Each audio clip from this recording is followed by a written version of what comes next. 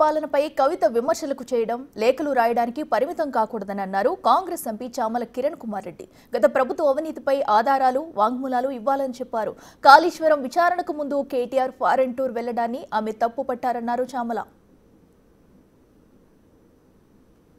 కవిత ఈరోజు చిత్తశుద్ధితోటి వాళ్ళ కుటుంబంలో ఎవరు దయ్యాలు, ఎవరు వాళ్ళ నాయన దగ్గర వాళ్ళ నాయనే ఒక్కడే లీడర్, మిగతా లీడర్లు కాదని చెప్పడం, కాళేశ్వరం మీద ఈరోజు జరుగుతున్నటువంటి ఏదైతే ఇన్వెస్టిగేషన్ జరుగుతున్న సమయంలో సోదరుడు అమెరికా పోవడాన్ని కూడా తప్పుపడుతూ మాట్లాడినట్టుగా తెలిసింది.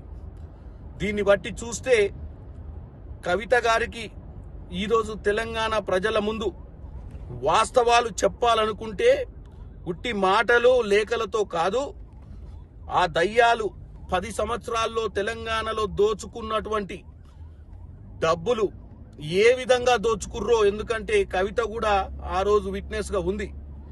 ఇవాళ తెలంగాణ ప్రజల ముందు ఆమె ఆలోచనలు కానీ ఆమెకు భవిష్యత్తు ఉండాలంటే కూడా వాస్తవంగా ఆమె వీళ్ళ పైన ఎంక్వైరీ చేయమని అడగాలి.